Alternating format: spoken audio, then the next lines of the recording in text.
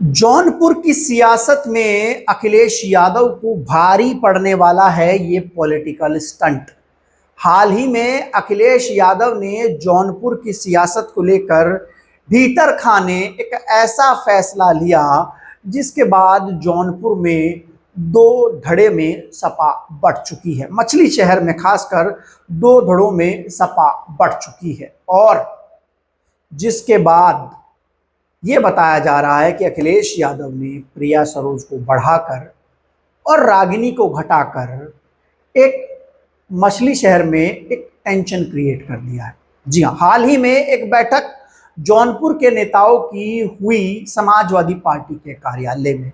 इस बैठक में सब कुछ झलका और सब कुछ पता लगा। ये पता लगा कि अखिलेश की सियासत मछली शहर में अब किसके कंधों पर है। नमस्कार, मेरा नाम है गौरव पाल, आप देख रहे हैं गौरव का चश्मा। पीडीए का दम भरने वाले अखिलेश यादव इस समय सियासत को लेकर काफी कुछ करते हुए नजर आ रहे हैं। जब से बंगाल में ममता बनर्जी चुनाव हारी है, अखिलेश यादव उत्तर प्रदेश में नए नए एक्सपेरिमेंट कर रहे हैं। हाल ही में उत्तर प्रदेश समाजवादी पार्टी के कार्यालय में जौनपुर के नेताओं की एक बैठक बुलाई गई। इसमें मछली शहर के तमाम नेता पहुंचे, लेकिन इस बैठक में सबसे ज्यादा जो चर्चा का विषय रहा वो रही प्रिया सरोज, रागिनी सोनकर और तूफानी सरोज। जी हाँ, बैठक जब हुई तो अखिलेश यादव ने इस बैठक में पार्टी के लोगों से काम का ब्यौरा लिया, एसआईआर का ब्यौरा लिया, लेकिन इस बैठक में एक चीज दिखी जिसने बता दिया कि अखिलेश ने एक बड़ी गलती कर दी है। अखिलेश यादव के पास में पहली रो में बैठी नजर आई प्रिया सरोज। उसके बाद जब फोटोशूट हुआ तो प्रिया सरोज और तूफानी सरोज फोटो खिंचाते नजर आए, यानी प्रिया सरोज के पिता।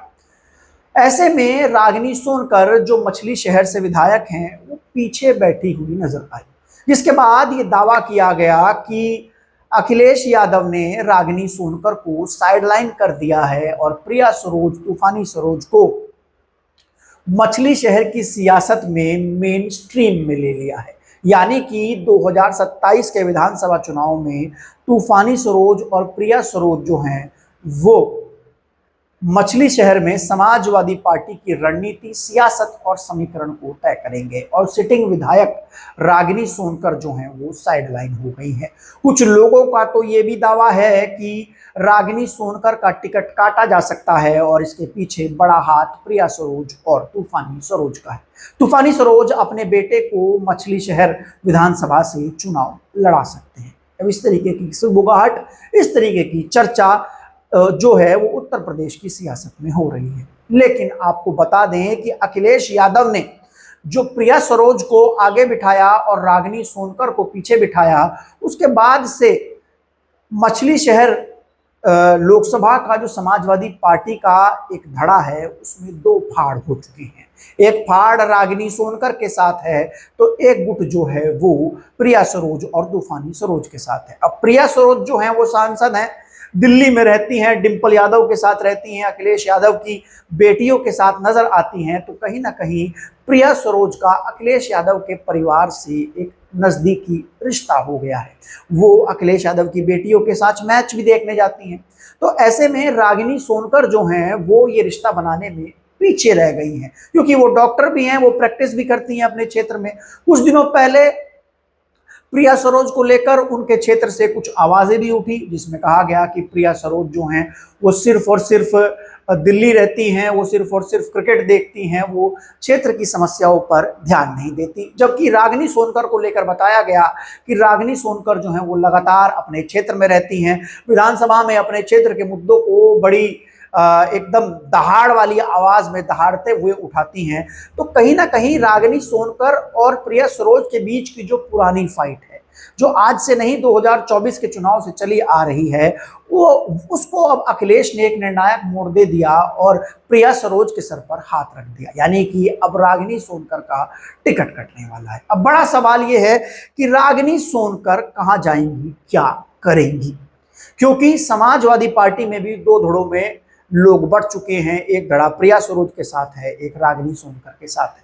रागिनी सोनकर क्या बीजेपी जाएंगी? बीजेपी जाना उनके लिए मुश्किल है, क्योंकि पूर्व में जो सपा के नेता थे जगदीश सोनकर, वो बीजेपी में जाकर बैठ गए हैं और अपनी बहू के लिए मछलीशहर से टिकट की दावेदारी कर रहे हैं। अखिलेश यादव इस समय टिकट तो अनाउंस नहीं कर रहे हैं, लेकिन वो फूक फूक कर कदम भी रख रहे हैं, लेकिन ये कदम जो है वो अखिलेश ने शायद बिना फूके रख दिया है। अब बड़ा सवाल ये है कि रागिनी सोनकर, जो कि अपने क्षेत्र की एक बड़ी नेता हैं, जो कि सोनकर छात्रों के साथ अगर अत्याचार होता है तो वाराणसी विश्वविद्यालय के बाहर जाकर बैठ जाती हैं, जो कि अपने समाज में लगातार कनेक्ट करती हैं और पेशे से एक डॉक्टर भी हैं, क्या रागिनी सोनकर अब किसी और राजनीतिक दल का दामन थामेंगी? क्योंकि अखिलेश के यहाँ से तो तय हो गया है, क्योंकि मुझे एक बड़े नेता ने, मेरी बात हुई थी इस समय, जो कि समाजवादी पार्टी के अलायंस का नेता था, समाजवादी पार्टी के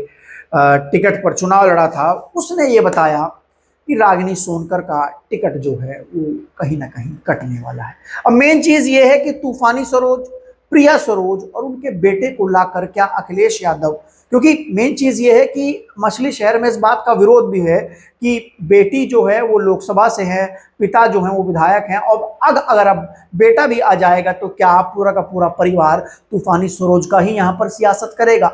बाकी लोग कहाँ जाएंगे, इसको लेकर भी एक बड़ी चर्चा है। और रागिनी सोनकर के प्लस पॉइंट में ये है, तो बड़ा सवाल ये है कि रागिनी सोनकर अगर समाजवादी पार्टी से बगावत करके जाती, जिस तरीके से तस्वीरों में दिखता है कि रागिनी को साइडलाइन कर दिया, प्रिया सरोज को फ्रंट फेस पर ले लिया, उससे साफ दिखता है कि मछलीशहर में अब समाजवादी पार्टी का चेहरा प्रिया सरोज और तूफानी सरोज होंगे। लेकिन बड़ा सवाल यह है कि क्या अखिलेश यादव ने यहाँ पर एक बड़ी गलती कर दी है, क्योंकि रागिनी सोनकर का अपना वोट है, रागिनी सोनकर पहली बार विधायक चुनकर आई। अब ऐसे में अगर रागिनी सोनकर समाजवादी पार्टी को छोड़कर किसी और दल में जाती हैं तो क्या होगा, और वो दल कौन सा होगा जिसमें वो जाती हैं? क्या वो अपने साथ अपने समर्थकों का, अपने वोटरों का एक बड़ा हिस्सा भी लेकर चली जाएंगी? क्योंकि रागिनी सोनकर बीजेपी में जाएंगी नहीं, सपा में उनका टिकट कट जाएगा, तो उनके लिए बचता है एकमात्र ऑप्शन, वो ऑप्शन होगा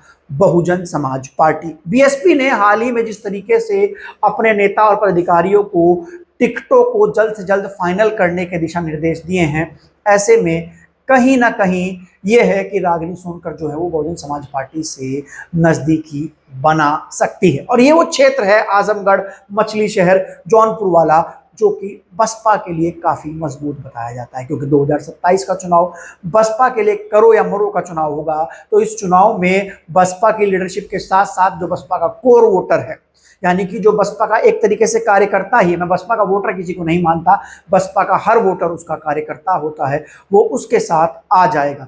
बड़ा सवाल ये है दोस्तों कि क्या अखिलेश यादव ने कोई बड़ी गलती कर दी है प्रिया सरोज को फ्रंट में लेकर और रागिनी सोनकर को साइडलाइन करके, और अब क्या रागिनी सोनकर समाजवादी पार्टी के साथ मछलीशहर में कोई बड़ा खेला करने वाली है? आपकी इस खबर पर, इस विश्लेषण पर आपकी क्या राय है?